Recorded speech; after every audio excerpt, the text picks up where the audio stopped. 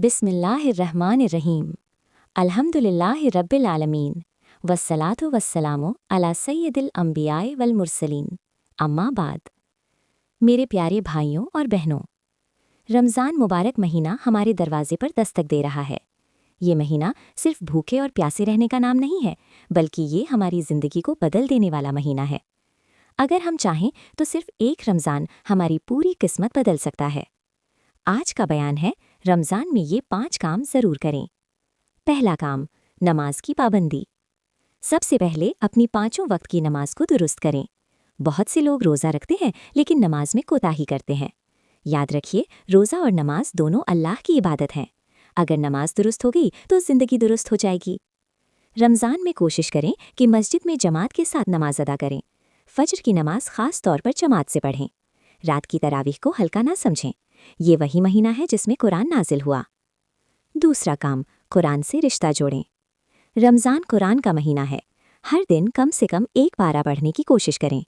अगर अरबी पढ़ना नहीं आता तो देवनागरी में पढ़ें, लेकिन पढ़ें ज़रूर। सिर्फ पढ़ना ही नहीं, समझने की कोशिश भी करें। घर में ऐसा माहौल बनाएं कि टीवी कम चले और कुरान की तिलावत की आवाज़ ज़्यादा आए। अपने बच्चों को भी साथ बिठाएं। याद रखिए, जिस घर में कुरान पढ़ा जाता है वहाँ रहमतें उतरती हैं। तीसरा काम, गुनाहों से सच्ची तौबा। रमज़ान सिर्फ नेकियां कमाने का महीना नहीं, बल्कि पुराने गुनाहों को छोड़ने का महीना है। जो बुरी आदतें हैं, जैसे गुस्सा, झूठ, चुगली, गाली देना, इन्हें रमज़ान में छोड़ने का इरादा करें। अगर किसी का हक मारा है तो माफ़ी मांग लें। अगर किसी से लड़ाई है तो सुलह कर लें। अल्लाह तौबा करने वालों से बहुत मोहब्बत करता है।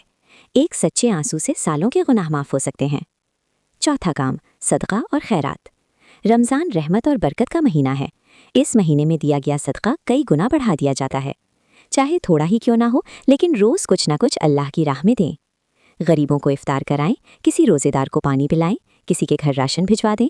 याद रखिए, जो अल्लाह के लिए खर्च करता है, अल्लाह उसके माल में बरकत देता है। 5वां काम, दिल और अखलाक की सफाई। रोज़ा सिर्फ पेट का नहीं, आँखों का, ज़ुबान का और दिल का भी होता है। झूठ ना बोलें, गाली ना दें, किसी को ताना ना मारें। अगर कोई झगड़ा करे तो कह दें कि मैं रोज़ेदार हूँ। घर में अपने माँ बाप से नरमी से पेश आएं। बीवी बच्चों के साथ अच्छा बर्ताव करें। रमज़ान का असली मकसद यही है कि हमारा अखलाक बदल जाए।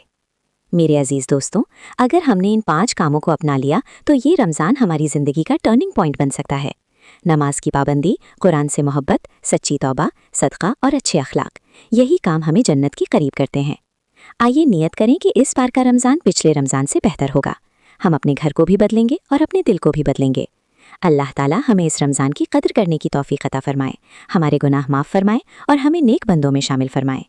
व आखिरु दावाना अनिल हम्दुलिल्लाहि रब्बिल आलमीन।